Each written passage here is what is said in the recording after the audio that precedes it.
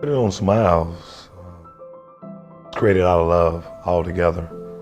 In 2010, I lost my mom and a true pudding connoisseur, and it was a fun memory because he always made pudding since the age of 6. I always had my own pan of pudding, and for the first time after my mom had passed, I was really missing her pudding.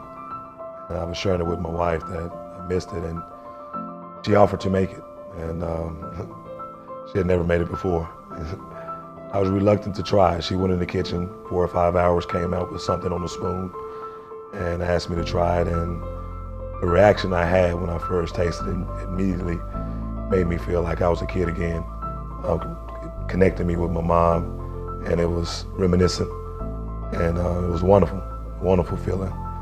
And she added it to her online bakery that she had, which was called Maji's Bakery, and it was wonderful. Everyone enjoyed it.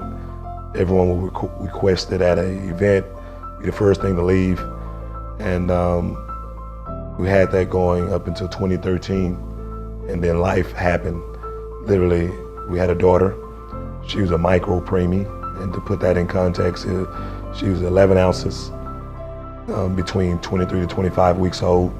She had about a 12% chance of survival, and she was premature due to my wife situation. I had preeclampsia, well, early onset preeclampsia. With this being my first child, we early on they figured something was wrong, and we went to specialists like weekly, and they found out I had early onset preeclampsia. My blood pressure shot up, put me on bed rest to at least get her to a point past the 23, 24 week mark. So if they did have to take her, she would have some chance of survival. And then I found out I had lupus anticoagulant, which is my blood was too thick to pass nutrients to her in the womb. And that was another thing that kept me in the hospital. And then when they finally took her past that 23 to 25 week mark, like you said, she was 11 ounces, and just looking at her, she literally fit in the palm of our hands, and looking at her saying, is she gonna make it? Is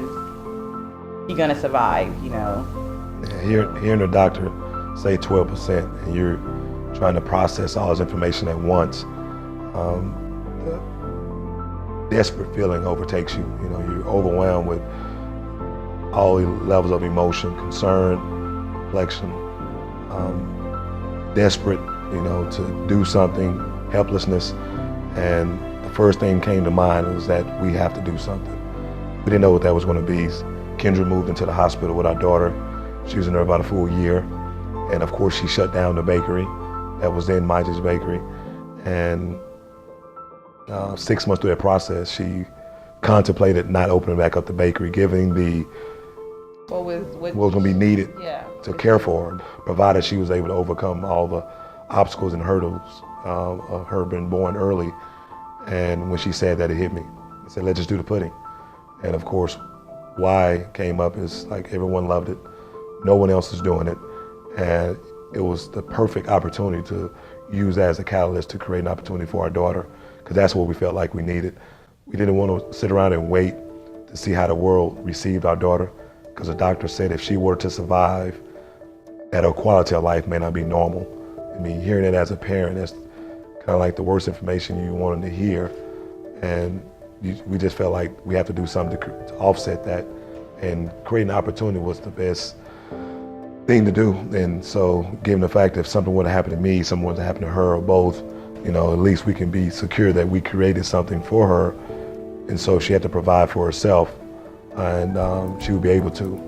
And so we started in August 14. I left corporate America. I was a senior leadership for a national auto manufacturer. Our daughter got released in October 2014. Things were looking good because she had overcame a lot of obstacles early on, but there was still more to overcome.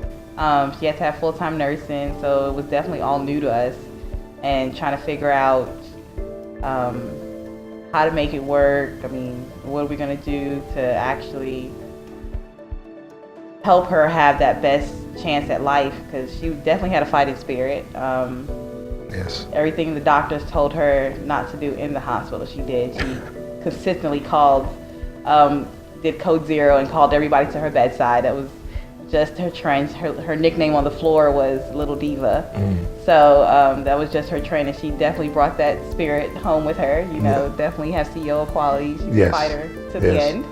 Yes, so. and we drew a lot of strength. And when she got released, of course, that started a whole new chapter because, of course, there was more optimism, more hope. But came with that, as we're now entrepreneurs, full-time entrepreneurs, first-time entrepreneurs, it was scary because, you know, given all the care needs, the therapy, the full-time nursing, the, you know, living expenses, we found ourselves homeless for about 8-9 months. You know, living in and out of hotels, sleeping, you know, in vacant rooms of colleagues' homes when their kids was off at school or visiting grandma, and trying to make a business work. And it was, you know, a lot of concern. And we fortunate that situation helped us galvanize as a family.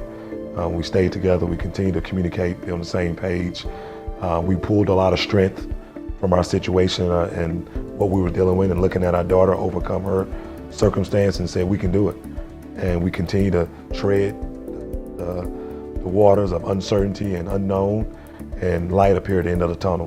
We found ourselves at a local farmers market, the Dallas Farmers Market, and from there it just kind of went viral.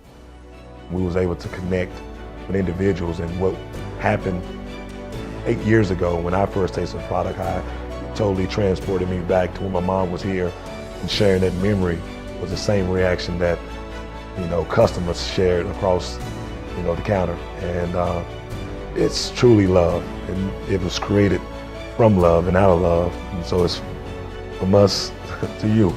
It's that feeling, and that's why it's the world's greatest. And that's who we are, and that's why we do it. Definitely the pun of all puns. You know, we smile through it all, and putting on smiles gives us the opportunity to put a smile on other families' faces. Yes.